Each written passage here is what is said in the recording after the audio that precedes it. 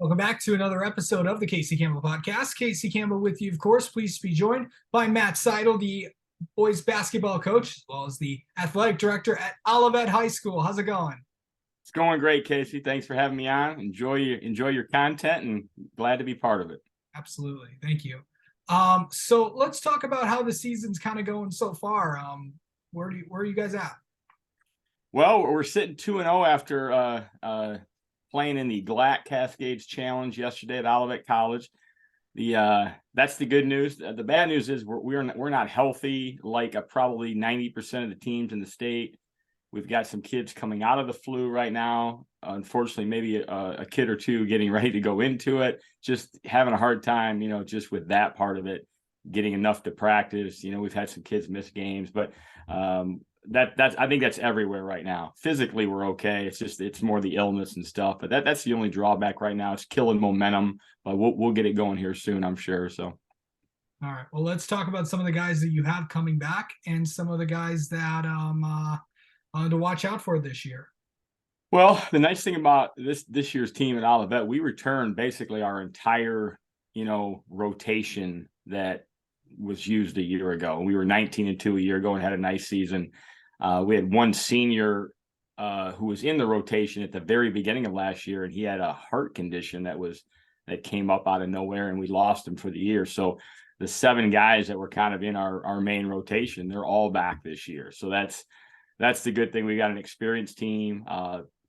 It starts probably with our junior point guard, Bo Lincoln, who is he's one of my three-year varsity guys that are juniors that have been on the varsity since their freshman year. And then we also have 2 seniors who have been on the varsity since their freshman year as well. So we've got a lot of experience.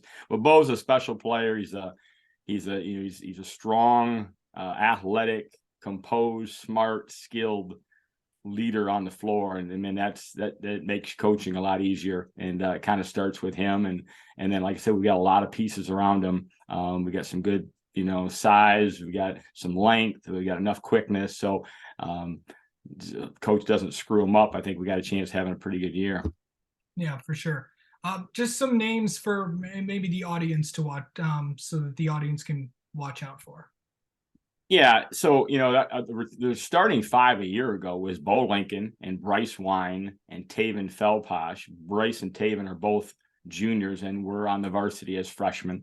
And then two bigs inside, Drew Pretty and Braden Wine, 2 seniors who have been on the varsity since their freshman year. So there's a lot of experience there.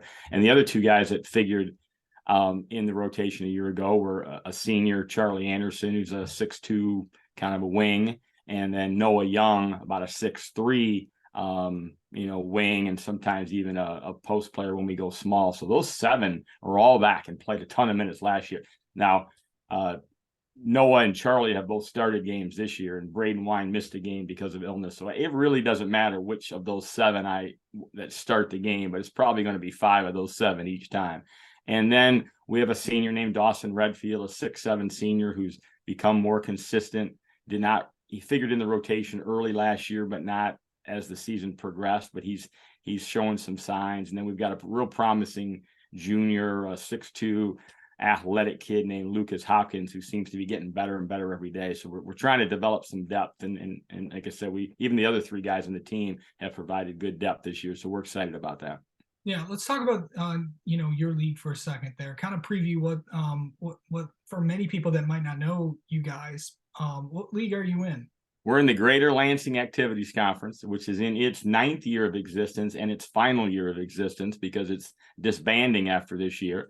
There was a snowball effect with Leslie, Maple Valley, and now us and Lakewood all committing to different leagues next year. So the league will not be around. But it's never been really known as a basketball league. But it's been a very competitive league within. We've had multiple league champions on the boys and girls side, not one school dominating. We were the outright champion last year, and so people might even consider us the favorite this year. But on the boys side, for example, we've got Stockbridge and Leslie have shown a lot of they have a lot of guys back and are going to be right there in the mix with us this year, contending. And Lakewood, despite some hard luck with some personnel leaving and being injured, they're always a threat as well. So it's going to be a competitive league, at least within, and maybe even a team or two that can make a little postseason run. You never know. Yeah. Talk about where you guys are going next year. We're going to the CAAC, which we're going to be in the white division. Us and Lakewood seem to be joined at the hip lately, so we're kind of rivals, and we're both going in, and we're going to compete in the white division. So that division is going to go from 6 to 8 schools, and it's an exciting time. I mean, it's some bigger schools, and an upgrade and probably competition overall within our sports program, and it's something we're going to have to step up to compete. But I think there are a lot of coaches and athletes and parents who are excited about that. Yeah. So, I mean, obviously, for anyone that knows the Lansing area, the CAAC is one of the is the league that everyone watches out for, and to kind of be a part of that too. That's got it from an athletic director perspective. Talk about, for many people that aren't familiar with the white, what other teams are in there besides you guys in Lakewood for next year? So we've got Charlotte and Eaton Rapids, Lansing Catholic and Portland, and then Lansing Sexton and Ionia are the other 6.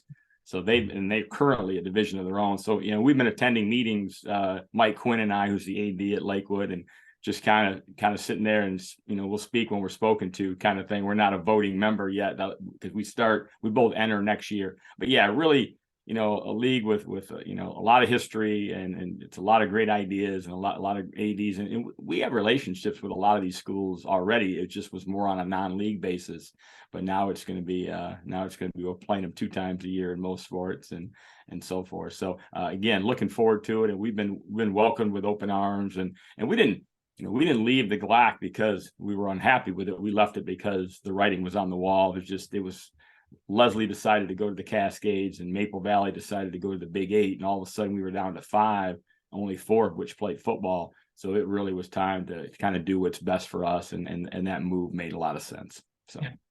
So let's of course kind of preview what the rest of your schedule has for basketball for your team. What do you have left to before the year kind of closes out, and kind of who you start with in January?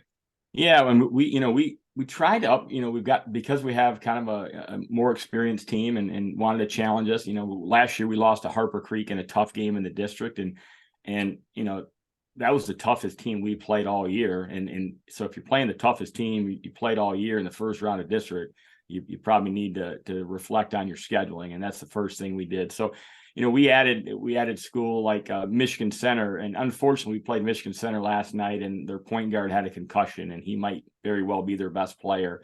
So we really didn't get their best shot last night at Olivet College, but you can't do anything about that. Well coached and a team that's going to win a lot of games this year. We have added Onstead. We're going to play them in the Shot Clock Classic over at Spring Arbor on December 29. And obviously with Aiden Davis and Brad Maska leading that team, that's going to be a quality game. We have Saline and Fowlerville and Coldwater and Harper Creek.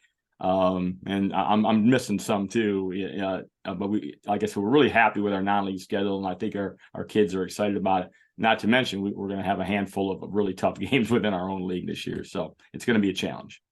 Yeah, and you mentioned the Shot Clock Classic. Mark Ewell was just on here. Your thoughts on I know there's obviously every year there's always this discussion about the shot clock and all that. From an from a coach's perspective and from an AD's perspective, you kind of have both sides of that. But do you think eventually we will see that thing in the state of Michigan? Yeah, my philosophy is, what are we waiting for? I'll be honest with you, it's ridiculous that we haven't adopted it and gone to it, and the excuses that some people have make no sense to me. It makes the game better. If we're in this for doing what's best for kids, let's do what's best for kids. The game of basketball is much better with the shot clock for multitude of reasons. I could go on and on about it. The idea that you got to find another person to run the shot clock, well, so be it. You got to find another person to run the shot clock. It can be done. The shot clocks, they're going to be an initial expense, but it's a one-time expense, and it just makes the game better. And other states are doing it. The trend seems to be going that way. The NFHS has adopted it, so it's just a matter of time. And in 4 or 5 years, whenever they finally adopt it, at that point, you're going to say, well, why didn't we just bring this in 5 years ago? So, but I'm hoping it happens sooner than later. Yeah, for sure. And also, what do you want to see out of this team heading into these next few games before Christmas break?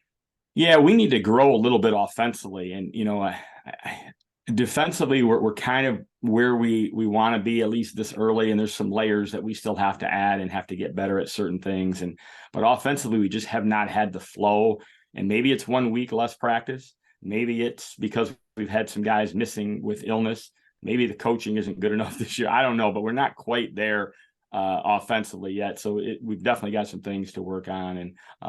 But yeah, just getting that continuity and the flow. And we do have a smart team, and they're really easy to coach, and they understand, they can make adjustments during games because they have a lot of experience. So that's a positive, but we definitely have some room to improve for sure. All right. Well, Matt Seidl, thank you so much for coming on and talking with us, and best of luck to you guys this year. Great. Thanks for having me.